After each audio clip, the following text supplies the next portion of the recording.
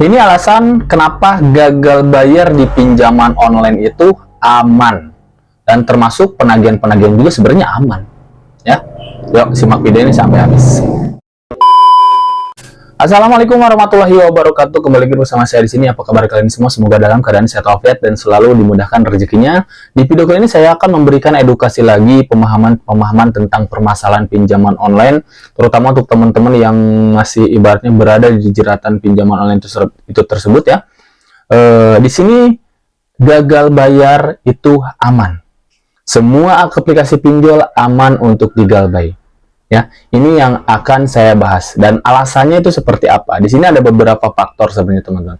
Oke, sebelum itu yang baru bergabung tentunya bantu channel ini untuk berkembang dengan cara klik tombol subscribe yang ada di bawah dan juga bunyikan notifikasi loncengnya supaya saat upload video terbaru kalian mendapatkan pemberitahuannya.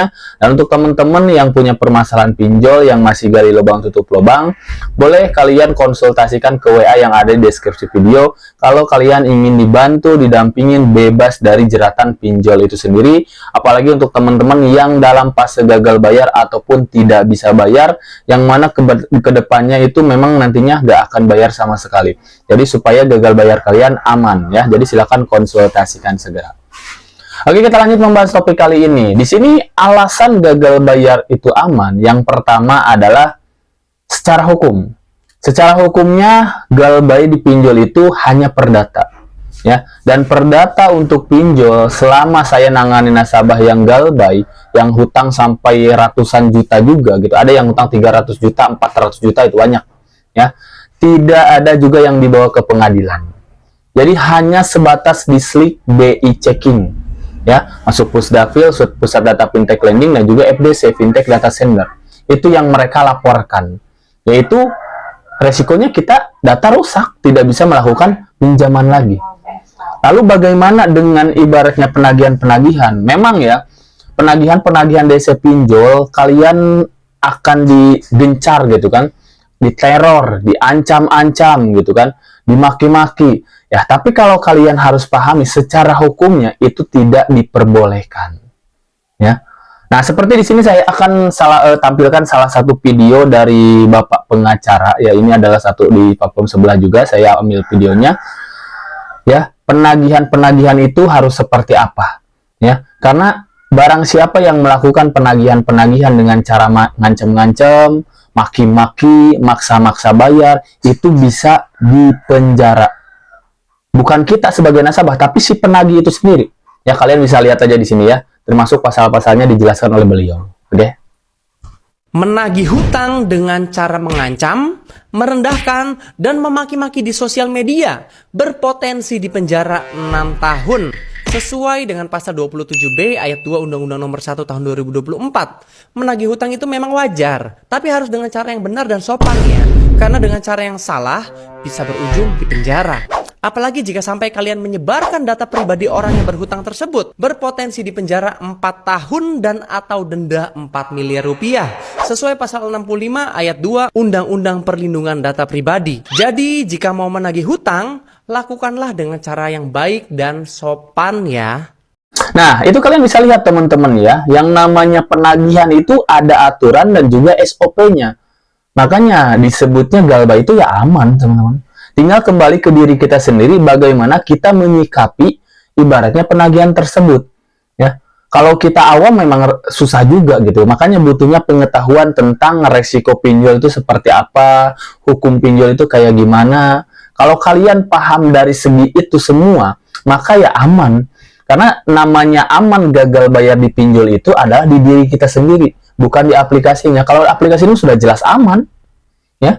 Galbay di aplikasinya itu mau legal, punya ada DC lawannya, aman-aman aja. Karena itu hanya sebuah bentuk proses gitu. Kita galbay, ditagih-tagih, diancam, didatangi DC lapangan gitu kan. Itu hanya sebuah bentuk proses yang memang hasilnya hanya sementara.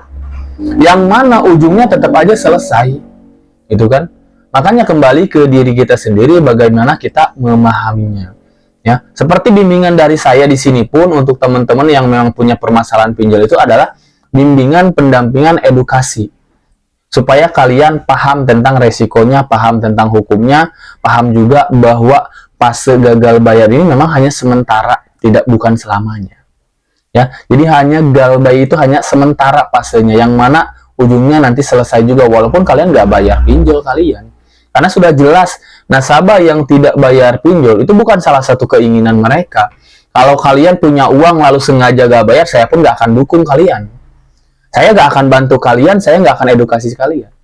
Ya, tapi kan di sini permasalahannya adalah nasabah-nasabah yang memang tidak bisa bayar, tapi mendapatkan perilaku tindakan-tindakan penagihan yang menyalahi peraturan. Itu yang kita bela. Ya, kalau memang mau proses jelas ya proses aja secara hukumnya. Karena di pinjol ini juga banyak yang menjerat.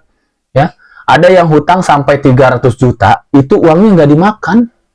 Tapi hanya karena gali lubang tutup lubang, karena tidak ada pemahaman, takut untuk gagal bayar.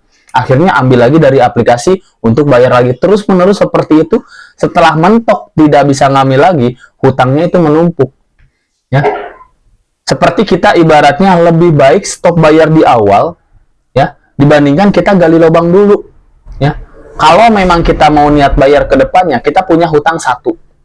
Kita mau niat bayar di aplikasi ini misalkan, tapi sekarang nggak punya uang, ya udah kumpulin dulu uangnya nanti, langsung negosiasi pokok. Dibandingkan Anda ibaratnya gali lubang lagi dengan aplikasi lain, untuk menutupi satu aplikasi itu kadang butuh 2 atau 3 aplikasi, ya. Dan itu udah jelas pokoknya akan bertambah. Dari satu aplikasi pokok, Anda ngambil 2 aplikasi, itu jadi 3 pokok tuh.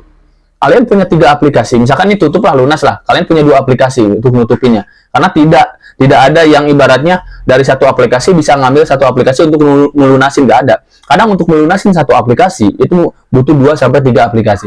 Contohnya 2 aja. Ini hutang Anda itu bertambah menjadi 2 pokoknya. Misalkan niat bayarnya untuk bayar pokok nih. Dari tadi satu aplikasi niat bayar pokok. Sekarang lunas lalu punya 2 aplikasi pokok. Jadi 2 pokoknya. Untuk menutupi 2 butuh 4. Dan untuk 2 ini butuh 4.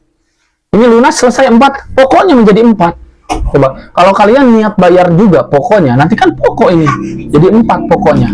Jadi itulah, jangan sampai gali lubang tutup lubang. Udah baik stop bayar di awal, niat bayar ataupun memang punya uang rezeki untuk bayar, ya udah. Nanti negosiasi pokok. Dan seperti itu ya, ini salah satunya. Intinya galbay itu aman lah ya teman-teman. Galbay itu aman. Kalau nggak aman, nggak akan ada yang edukasi seperti ini.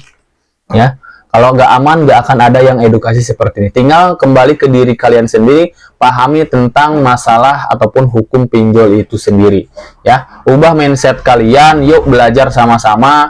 Jadi untuk teman-teman intinya ingin bebas, langsung aja konsultasikan ke WA yang ada di deskripsi video ya teman-teman, seperti itu. Jika teman-teman juga ingin mendapatkan edukasi secara live streaming, bisa ke TikTok saya aja karena saya di situ live setiap harinya teman-teman. Oke, mungkin saya sedikit informasinya, mudah-mudahan bermanfaat. Saya pamit, assalamualaikum warahmatullahi wabarakatuh.